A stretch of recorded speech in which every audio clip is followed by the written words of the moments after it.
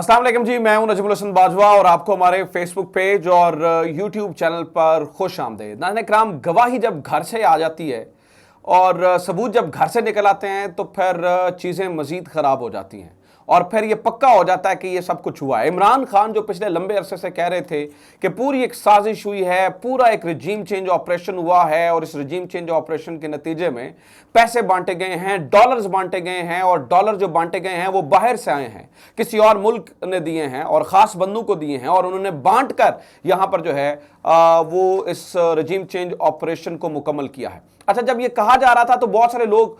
बिलखसूस ये कह रहे थे कि नहीं, ना कोई साजिश हुई है, ना कुछ इस तरह का मामला है, ना कोई इस तरह के सबूत मिले हैं और ये एक आर्गूमेंट डेवलप होते हुए हमने देखा। अब जनाबे वाला उसके सबूत जिन लोगों के सामने ये सब कुछ हुआ या जिन लोगों ने ये होते हुए देखा या जिन लोगों को ये पता था जब वो बोल पड़े हैं और जिनके पास फर्स्ट हैंड इंफॉर्मेशन थी, जिनके पास news from the horse's mouth थी, जिनके सामने ये सब कुछ हो रहा था, अब उन्होंने जरदारी साहब का भांडा फोड़ दिया है और ये बता दिया है कि जरदारी साहब किस तरह से जो है वो डॉलर्स बांटते फिर। इस बारे में मुझे तफसीली बात करनी है, ये पूरा मामला क्या है, जरदारी साहब कहाँ डॉलर बांट रहे थे, किस तरह डॉलर बांट रहे थे, किसको डॉलर्स दे रहे थे और किस किस को खरीद रहे थे और किस तरह से इनका भांडा फूटा, इसके ऊपर तफसीली बात करेंगे। इसके अलावा मैं आपको बताऊं नाज़रीन किराम, अब ये सबूत सामने आने पर एक और मजीद हलचल मची हुई है और इनसे आर्मी चीफ वाला मामला भी नहीं संभल पा रहा है। अब ये एकदम से कंफ्यूज हो गए हैं। एक तरफ तो ये है कि इनके राज खुल रहे हैं,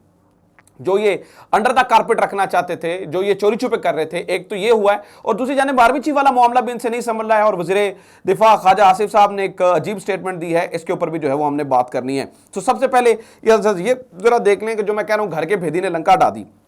हुआ ये है कि पाकिस्तान मुस्लिम लीग काफ, आपको ये मालूम ही है कि पिछले काफ़ी अरसे से हमने देख रहे थे कि उनके दरमियान एक डिफरेंस ऑफ ओपिनियन जो है वो जनरेट हो रहा है, एक मुख्तलिफ सोच जो है वो बढ़ रही है। जब तक चौधरी शुजात हुसैन, चौधरी वजात हुसैन और चौधरी परवेज़ इलाही ये तीन भाई जो है ना वो रहे हैं, इनके दरमियान कम ऐसा होता था कि जो है वो यहाँ पर मुख्तलिफ ओपिनियंस हो, क्योंकि जो चौधरी शुजात कह देते थे उसी के ऊपर अमल होता था। जब इनकी औलादें आगे बढ़ी हैं तो फिर हमने ये देखा कि इनकी जमात के अंदर भी मुख्तलिफ सोच आना शुरू हो गई। खासतौर पर एक बड़ी डिवीजन तब आई जब इमरान खान की ये नो कॉन्फिडेंस मोशन वाला मामला था। पाकिस्तान मुस्लिम लीग काफ एक तरफ यहां पर जाती हुई नजर आई, लेकिन दूसरी तरफ तारिक बशीर चीमा और चौधरी सालिक हुसैन, हमने ये देखा कि वो दूसरी तरफ खड़े हुए थे, वो दूसरी तरफ चले गए। ये दो वोट जिनके ऊपर आज भी गवर्नमेंट खड़ी है वो तो काफ लीग के वोट्स की बुनियाद पे खड़ी है, वो तो काफ लीग की वजह से खड़ी है। तो अब ये हुआ है कि जनाबे वाला अंदर की लड़ाई बाहर आई है और उसी में ये जरदारी साहब वाला पूरा भांडा फूटा है। चौधरी वजात हुसैन और चौधरी हुसैन इलाही, यानी कि वजात हुसैन शुजात हुसैन के सगे भाई हैं और चौधरी परवेज इलाही जो हैं वो इनके चचा के बेटे हैं, लेकिन ये तीनों भाइयों की तरह रहते हैं। तो चौधरी वजात हुसैन ने ये मतलब गुजरात के अंदर खिताब करते हुए कहा है, उन्होंने कहा कि चौधरी सालिक हुसैन वो, यानी पहले तो उन्होंने कहा ये तारिक बशीर चीमा ने हमारे खानदान को तोड़ा है, फिर उन्होंने कहा कि ये डॉलर्स मांगते रहे और डॉलर्स बांटे जाते रहे, जरदारी साहब डॉलर्स बांट रहे थे, इनको डॉलर्स दे रहे थे। यानी आप ये समझिए, इमरान खान जब ये कहते थे कि ये बंदे या वोट्स जब डॉलर्स दे के खरीदे जा रहे हैं, डॉलर्स लेकर जो है वो इनको खरीद कर वोटिंग करवाई जा रही है, तब तो हम ये कहते थे नहीं कोई साजिश नहीं। अब ये डॉलर्स आए कहां से, ये इनके अपने थे या किसी और मुल्क से आए थे? जब इसकी तहकीकात करवाएंगे तो लग पता जाएगा और पूरे का पूरा जो है वो भांडा फूट जाएगा। तो चौधरी जो वजात हुसैन है उन्होंने ये कहा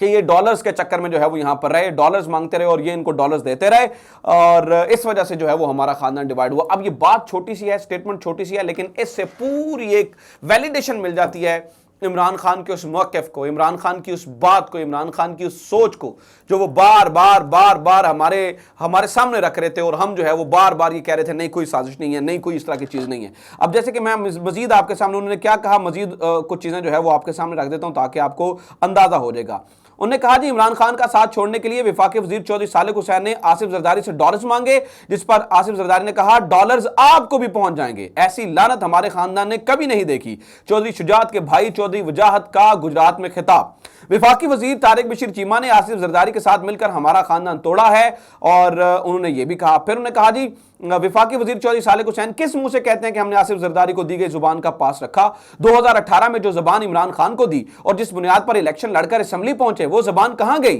चौधरी हुसैन इलाही ने, यानी कि उनके बेटे, ये जो चौधरी वजात हैं ये बेटे हैं इनके, मतलब चौधरी हुसैन इलाही चौधरी वजात के बेटे हैं और इनके दादा चौधरी जहूर इलाही, जबकि मोनस के दादा चौधरी मंजूर इलाही हैं। हैं, ये दोनों आपस में भाई थे, आप समझिएगा इस बात को, लेकिन इनका खानदान जो है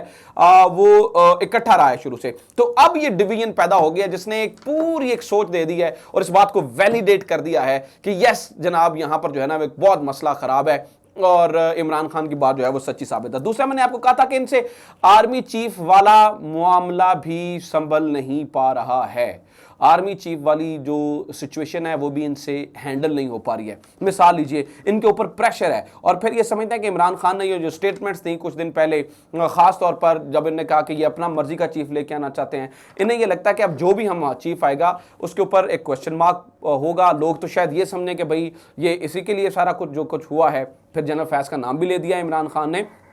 तो यहां पर भी एक सिचुएशन जो है वो, इसीलिए चौधरी ये जो ख्वाजा आसिफ हैं, ख्वाजा आसिफ साहब ने एक बयान दिया है जी, देखें एक सिस्टम होना चाहिए, उस सिस्टम के तहत जो है वो तैनाती होनी चाहिए, सुपर सीनियर की तैनाती होनी चाहिए, जिस तरह का सिस्टम जो है वो जुडिशरी के अंदर होता है। अगर इसी तरह का सिस्टम जो है वो यहाँ पर आ जाता है तो बहुत सारी चीज़ें जो है वो आसान हो जाएंगी, बहुत सारी चीज़ें जो है वो हल करने में मदद मिलेगी और बहुत सारी चीज़ों को जो है वो ठीक किया जा सकता है।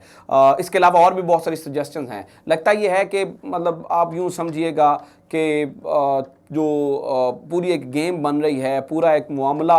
तैयार हो रहा है, उसमें इनके ऊपर एक अच्छा खासा प्रेशर है, ऊपर से इनके राज खुलते चले जा रहे हैं, ऊपर से इनसे ये मामला हैंडल नहीं हो रहा। तो फिर एक और काम देखें, आज जैसे ये भी हुआ है कि ये जो नैब लॉज इन्होंने बनाए हैं जिसकी मदद से इन्होंने नैब के पर तराश दिए थे, नैब के पर काट दिए थे और ये उस बुनियाद पर पूरा एक जो NRO 2 लेने के चक्कर में थे, आज उस नैब लॉ को भी पाकिस्तान तहरीक इंसाफ की जानिब से सुप्रीम कोर्ट के अंदर चैलेंज कर दिया गया है। और यहां से अगर एक अच्छी खबर आ जाती है सुप्रीम कोर्ट से तो देखिएगा चीज़ें जो है वो किस तरह से बदल सकती हैं। फिर मैं आपको बताऊं तो एक और खबर यह है कि जनाब सलमान शहबाज और नुसरत शहबाज, इन दोनों को ग्रीन सिग्नल दे दिया गया है। अब पाकिस्तान में ये आएंगे, पहले आके जमानतें लेंगे और उसके बाद इनको जो है वो यहाँ पर आने की इजाज़त होगी। तो बहुत कुछ बैक वक्त जो है वो चलता चला जा रहा है, बैक वक्त चीज़ें जो है वो डेवलप होती चली जा रही हैं, बैक वक्त जो है वो नई डेवलपमेंट्स आती जा रही हैं, जिससे जो पाकिस्तान की इस वक्त की सियासी सूरत हाल है वो अब नई शेप ले रही है और ये बदलती हुई और नई सूरत हाल जो है वो नए चैलेंजेस लेकर आ रही है और इससे जो है वो